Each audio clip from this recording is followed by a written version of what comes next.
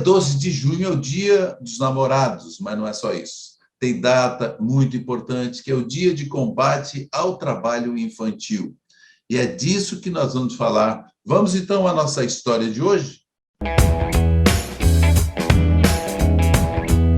Eu começo pela minha audiodescrição. Eu sou um homem branco, 1,80 m, e tenho barba e cabelos grisalhos. Estou com fone de ouvidos, headset preto e camisa preta. A minha convidada, ela é especialista em direito constitucional, ela é procuradora do trabalho, agraciada pelo Prêmio Direitos Humanos do DF e coordenadora nacional da Coordenadoria de Combate à Exploração do Trabalho de Crianças e Adolescentes do MPT desde 2019. Eu converso agora e também peço a audiodescrição da minha convidada Ana Maria Villarreal. Doutora Ana, tudo bem? Obrigado por receber e atender ao nosso convite.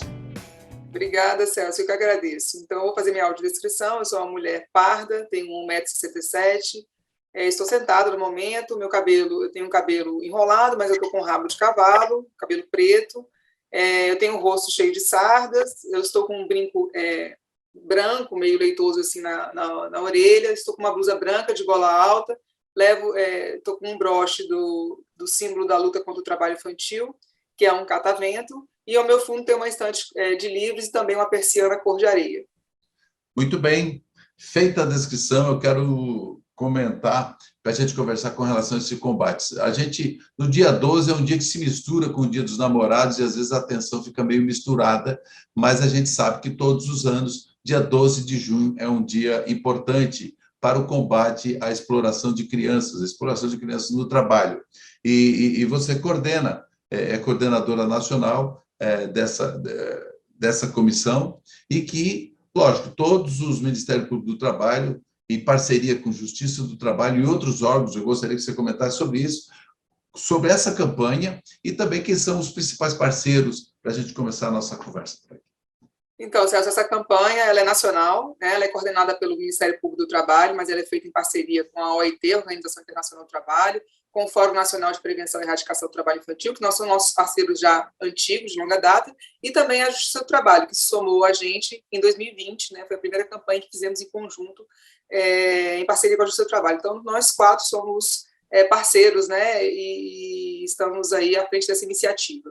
Eu ia falar que essa iniciativa ela tem um slogan esse ano, que é Proteção Social para Acabar com o Trabalho Infantil, um tema bem específico, um tema que surgiu, na verdade, nos debates que antecederam a 5ª Conferência Nacional sobre a Eliminação do Trabalho Infantil, que aconteceu na cidade sul-africana de Durban, em maio desse ano. Né? Então, a comunidade internacional debateu a importância da proteção social para acabar com o trabalho infantil, para prevenir, né, enfim, e acabar com o trabalho infantil. Por isso o slogan da campanha, que é um slogan que vem de uma proposta global. Então, todas as campanhas de combate ao trabalho infantil que estão sendo feitas no mundo, no dia 12 de junho, eles levam esse slogan, né, global. Então é importante que essa campanha a gente sabe que é uma campanha que a OIT sempre está sempre junto com isso. Inclusive foi criado um guia, né, um negócio interessante, porque, veja, a imprensa é um importante parceiro disso, senão as pessoas não conseguem compreender, e se os jornalistas também precisam compreender, né, a importância, a relevância disso. Né? E foi criada até uma parceria do MPT, a ANDI e também a OIT, para criar um guia para jornalistas, um guia de informações, enfim, para jornalistas. Eu gostaria que você falasse disso também, que é muito importante, e ele vai estar na descrição do vídeo também, eu vou colocar o link lá. Que ótimo, Celso. Então, a gente fez esse evento, né? a gente fez esse trabalho em conjunto, na verdade, é a revisão de um guia anterior que tinha sido feito para a cobertura jornalística de trabalho infantil, que tinha sido feito com a OIT e com a ANGE, e nós solicitamos, fizemos um diálogo com a OIT e solicitamos, então, a atualização desse guia, né? E acabamos ingressando também nesse trabalho, que é fundamental para a sociedade brasileira. Né? Por quê? Porque é muito importante a gente fomentar não só o jornalismo investigativo, né, mas também que a imprensa, né, que todos os veículos de comunicação deem mais visibilidade à temática do trabalho infantil, porque a temática do trabalho infantil ela já é invisibilizada, naturalizada, né? Então, a gente precisa retirar o trabalho infantil do campo da invisibilidade e da naturalização. Então, a imprensa é um aliado e um parceiro, enfim, uma peça, né, um ator fundamental, na verdade, na retirada desse tema da invisibilidade e da naturalização. Então, quando a imprensa pauta o trabalho infantil com frequência, com preocupação, mostrando, sensibilizando a sociedade, mostrando os efeitos nocivos do trabalho infantil, isso a gente está dando um passo, né, para um passo dentro do enfrentamento ao trabalho infantil, porque por isso que a gente trabalha com campanhas no dia 12 de junho, ou campanhas ao longo do ano todo, para conscientizar a sociedade, mostrar que trabalho infantil é violação de direitos, né? Ela não pode ser, o trabalho infantil ele não pode ser encarado como um meio de prevenção de outras violações de direitos. Então, assim, a criança trabalha porque ela precisa comer, a família precisa comer, ou está passando fome, está passando necessidade, ou enfim. Não, se ela está passando fome, está na iminência de passar fome, ou a família está em situação de vulnerabilidade socioeconômica, aquela criança está em situação de violação de direitos. Aí, o outro adágio popular, é melhor trabalhar do que roubar, é melhor trabalhar do que se drogar. Então, se a criança ou adolescente estão na infracionalidade, da trajetória infracional, ela também está em situação de violação de direitos, ainda que seja ato infracional e ela seja responsabilizada por isso. Ou, se a criança está em situação, o adolescente em situação de drogadição, ela está em situação de violação de direitos. As pessoas precisam compreender que o trabalho infantil é uma violação de direitos que não pode ser concebida como um caminho para prevenir outras violações de direitos, né? Então, entendi. Eu sempre falo, a gente só tem um caminho para a criança e adolescente do Brasil, é o caminho da dignidade, é o caminho dos direitos fundamentais, não existe outro caminho. E esse caminho, Celso, é importante a gente estar aqui conversando, eu te parabenizo pelo programa, porque assim, esse caminho assim, é melhor trabalhar do que roubar, é melhor trabalhar do que se drogar, é melhor trabalhar do que ficar à toa, ele é um caminho muito visto para criança negra e periférica, para criança. Mas é o seguinte, Ana, nós vamos fazer o seguinte, Ana Maria, vamos levar para o próximo bloco, a gente já encerra o primeiro bloco, bloco, e a gente volta exatamente para continuar daí, onde a gente parou, tá? Nós vamos a um breve intervalo e a gente volta já já. Eu estou conversando com Ana Maria Villarreal, que ela é procuradora do trabalho e coordenadora nacional da Coordenadoria de Combate à Exploração do Trabalho de Criança e Adolescente. A gente volta já já.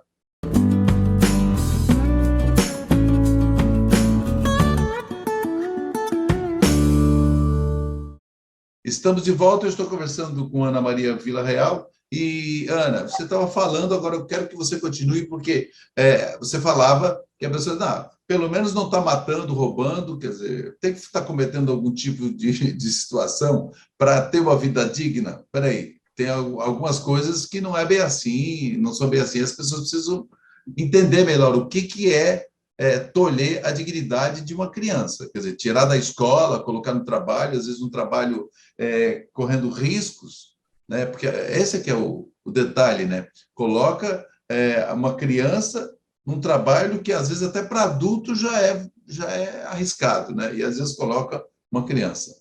Mas continua dali, que realmente estava interessante.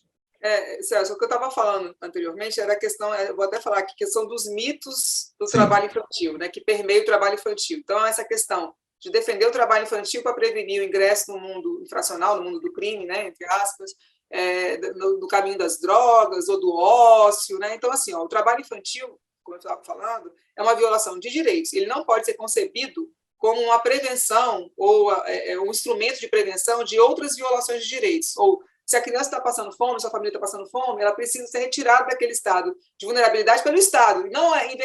Não se inverter a lógica da proteção e colocar a criança para trabalhar para ajudar a reduzir a vulnerabilidade socioeconômica daquela família. Então, é importante, eu acho que a sociedade brasileira, eu tenho essa compreensão, que a sociedade brasileira naturaliza o trabalho infantil para crianças negras e periféricas, porque o trabalho infantil no Brasil tem cor.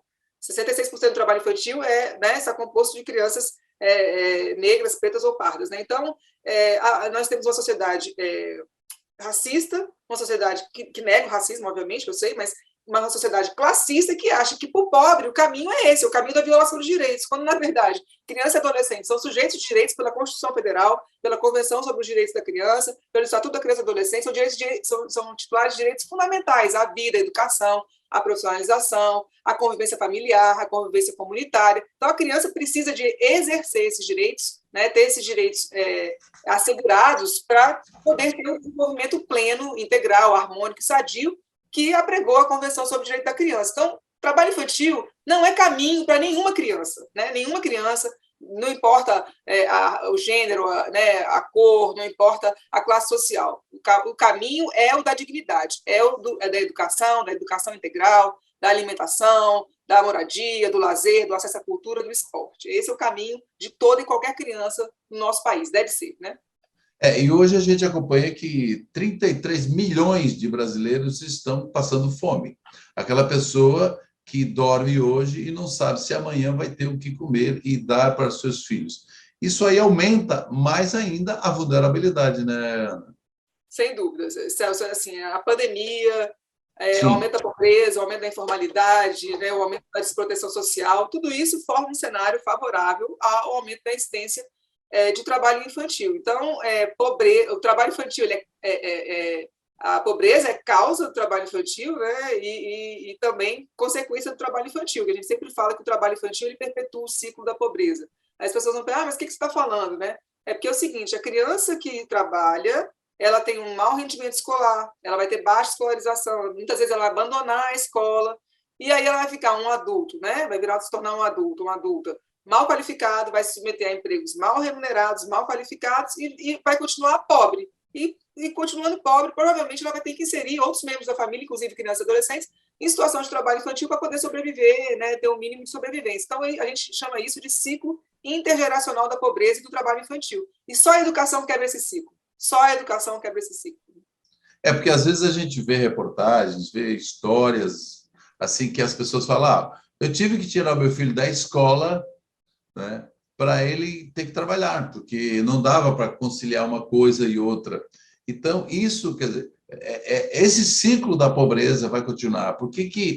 E tem pais também que dizem, se eu não pude estudar, por que meu filho tem que estudar? Então, é uma cultura assim que é a cultura da pobreza, né? E a gente vê nisso também não é só desgraça, porque tem algumas coisas que os pais falam, olha, eu fiz isso, agora é o seguinte, eu vou dar estudos para o meu filho, qualidade para o meu filho, pelo menos para ele quebrar esse ciclo, né? Essa que é uma mentalidade importante de trabalhar também, né? Pois é, Celso, mas até isso decorre do grau de escolaridade da família, né? Sim, Então, quanto maior o grau de escolaridade da família, mais os pais, os responsáveis, têm a consciência de que o melhor caminho é o da educação, ainda que vai causar um sacrifício maior, né? No seio familiar. Então, a gente estava até falando, eu entrei nessa discussão, nessa questão dos mitos do trabalho infantil, né? A gente estava falando do guia para a cobertura jornalística pois é, infantil, né? E que a gente vê muitas vezes, então, que eu estava falando que a imprensa, né, é uma aliada da gente nessa luta do enfrentamento do trabalho infantil, a importância de dar visibilidade, pautar o tema, levar especialistas, né? E também acabar com essa visão equivocada assim, de alguns veículos, ou alguns jornalistas, enfim, comunicadores, de que trabalho infantil é um heroísmo ou uma superação. Né? Então, nossa, fulano ou morreu trabalhando. Outro dia tem um ciclista de aplicativo, de entrega por aplicativo, né, que faleceu às 10 horas da noite, atropelado lá em São Paulo, na capital, São Paulo capital. E aí, vários veículos de comunicação, nossa, ele estava trabalhando, tirando dinheiro extra, ele acabou de ser pai, o filho dele é pequeno, como se fosse um ato assim, de superação, de heroísmo. Aquele adolescente tinha 17 anos, estava trabalhando em horário noturno, que é proibido, numa atividade totalmente proibida, que é a atividade nas ruas, né? Essa entrega por aplicativo é proibida para adolescente. Correndo todos os riscos que puder. Tanto é que ele foi atropelado, né? Então, assim, só para ilustrar que alguns veículos trataram como uma história de superação, né? E na verdade, aquilo é trabalho infantil, não se pautou a questão do trabalho infantil. E a gente aí só evidencia, ele tinha 17 anos, mas a gente tem vários casos, né? Ele é pessoa, 17 anos ainda é considerado pessoa em peculiar condição de desenvolvimento, a Convenção sobre os Direitos da Criança considera toda e qualquer pessoa com menos de 18 anos pessoas em peculiar condição de desenvolvimento, menos de 18.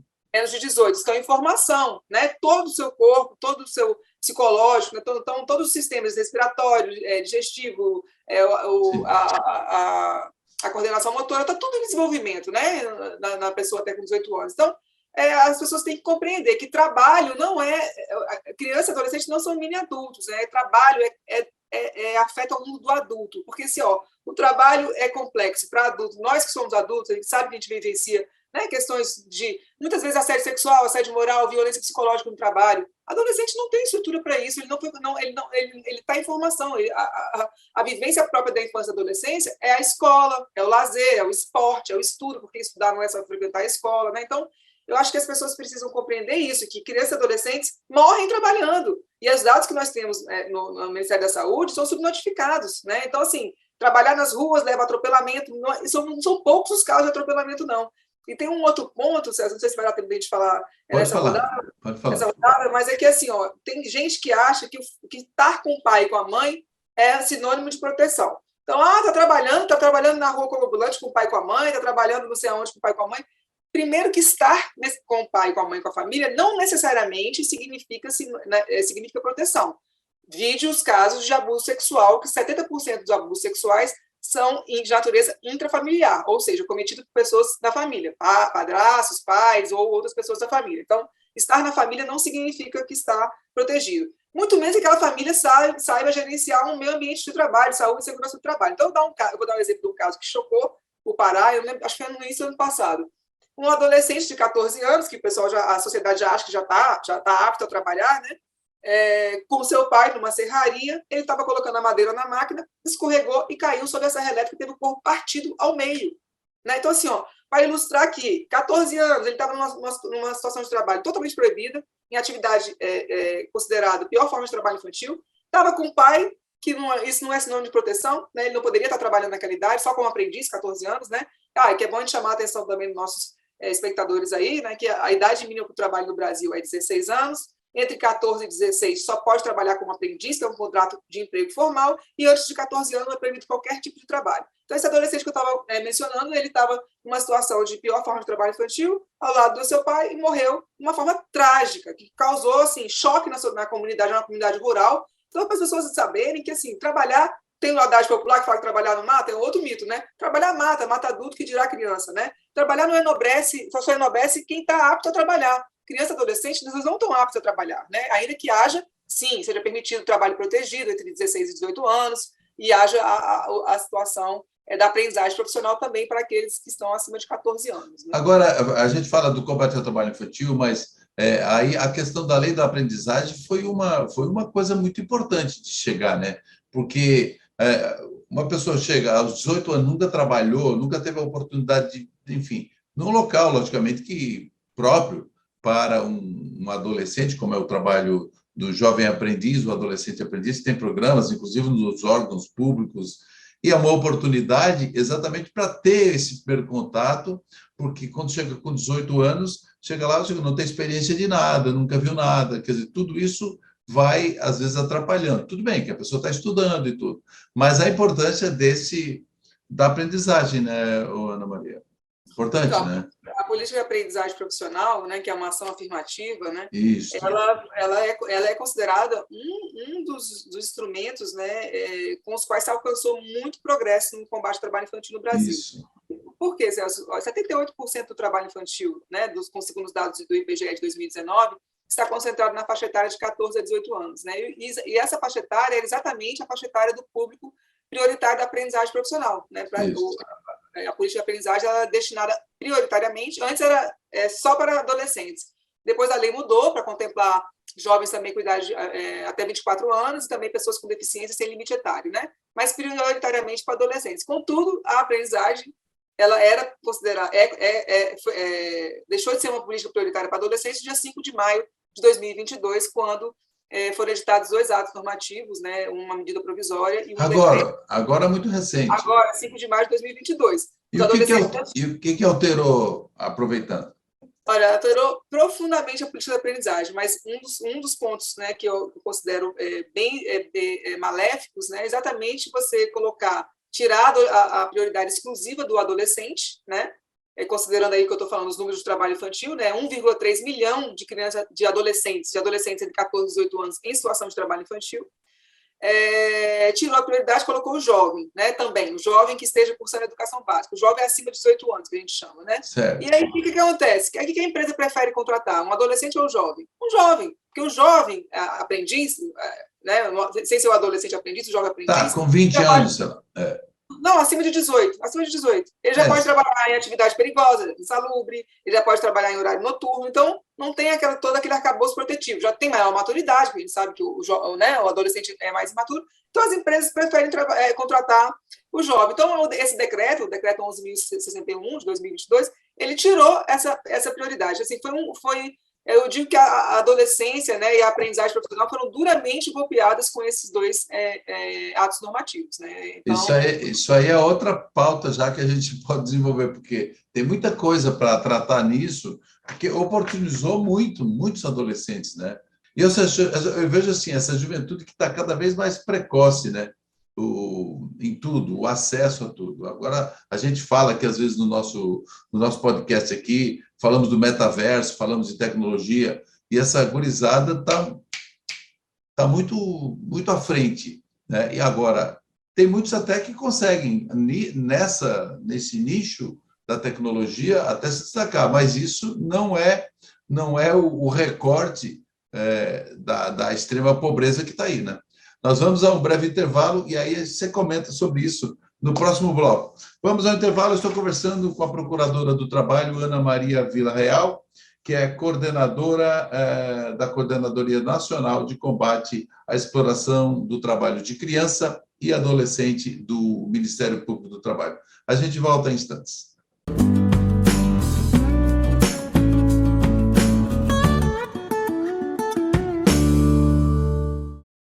Estamos de volta para o terceiro e último bloco e a pauta do programa de hoje é o combate à exploração do trabalho de crianças e adolescentes no Brasil.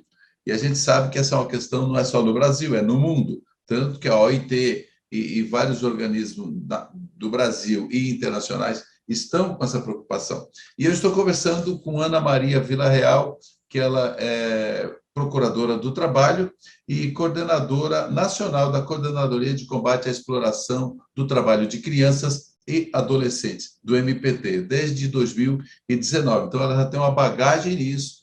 Né? Ana Maria, eu falava no bloco anterior um pouco falando sobre tecnologia, mas o foco da campanha em si, ele não está aqui. O foco da campanha, na verdade, ele está exatamente naqueles ciclos de pobreza, naquela questão de mentalidade e políticas públicas. Não é? Eu gostaria de saber o seguinte, você falou que teve agora, recentemente, uma conferência mundial, né, na África, se não me engano, África do Sul. Teve uma conferência mundial sobre esse assunto. Eu gostaria de saber o que pautou isso e como que o Brasil está nesse debate internacional. Então, Celso, a quinta conferência aconteceu na cidade de Durban, né, na África do Sul, agora em maio. O tema da conferência é a questão da proteção social, que a pandemia aí veio, né, trazer, indicar, sinalizar como um grande problema no mundo, né, porque tem assim, um número muito grande de crianças, adolescentes e famílias sem nenhum tipo de proteção social, um investimento muito baixo, né, dos países, sobretudo os países com médios e pequenos, né, salários, né, renda média, né, e pequena também, que investe pouco na proteção social. Então, a pauta da conferência, né, o relatório que antecedeu, inclusive, a discussão da conferência, foi exatamente essa questão da proteção social, da importância da proteção social, da proteção social, da política de proteção social, que seja pensada na criança e adolescente, que as nossas políticas de proteção social não são pensadas em criança e adolescente, ainda que elas sejam prioridade absoluta, né, e devessem nortear todo o desenho de políticas públicas, né. Então, inclusive, o relatório traz um ponto interessante, né, o relatório que antecedeu a conferência, falando da questão da alimentação escolar. Como a alimentação escolar ela é eficaz na prevenção do trabalho infantil, como é uma política que deixa a criança e adolescente afastado do trabalho infantil. Então, assim, é claro que na conferência, foi na África, foi até simbólico, porque é um país, né, que tem maior índice de trabalho infantil também, exatamente. Maior índice de pobreza. Então, foi muito simbólico. É claro que a gente vê países ali em situações muito piores que as nossas, porque tem problemas de guerra civil, né, crises humanitárias, e o Brasil não enfrenta isso, né, crises ambientais, né, a gente até pontualmente tem alguma crise ambiental, mas nada que se compare a terremotos, tsunamis, né, e a gente não pensa tanto, né, como a gente está aqui numa bolha, digamos assim, num país, né, que é maravilhoso, né, generoso com a gente, nesses termos de desastres naturais, né, e tal, que eu estou falando. Então, a gente não pensa muito como isso impacta a vida das pessoas, né? Então, isso foi tema também recorrente na conferência, né? Essa questão dessas tragédias, desses desastres naturais também, né? A migração, o problema da migração, como a migração também fomenta o trabalho infantil.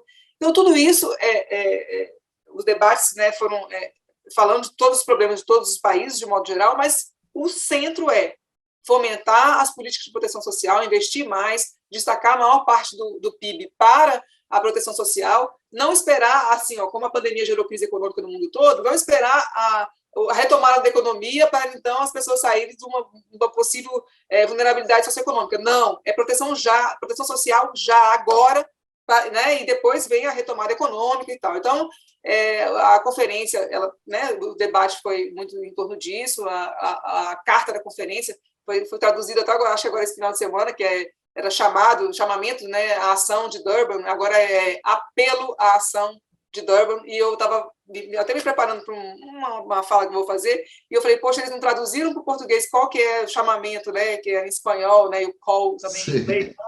E eu falei, nossa, mas eu falava assim, o apelo tem mais a ver com o espírito da conferência, que as pessoas externalizaram na conferência. Então, por ouvir os ministros de Estado, especialistas no tema, o próprio diretor-geral da OIT, Nobel da Paz, e assim, a tônica é a seguinte, todo mundo já sabe o que tem que fazer. É claro que tem problemas que agravam algumas situações, como a pandemia, crises humanitárias e tal, mas todo mundo sabe o que tem que fazer, sabe que não fez o dever de casa, né? E que agora é assim, chega de conversa, chega de discurso e vamos para a ação, né? É para ontem. Então, a gente tem uma meta, por exemplo, da Agenda 2030, da qual o Brasil é signatário, né, a Agenda da ONU, de Objetivo de Desenvolvimento Sustentável, e a gente precisa erradicar o trabalho infantil até 2025. E nós estamos cada vez mais longe de erradicar o trabalho infantil, né? Para fechar, eu já te agradecendo essa gentileza, para fechar, o que o Brasil e os brasileiros precisam fazer? Para a gente fechar em 1 minuto.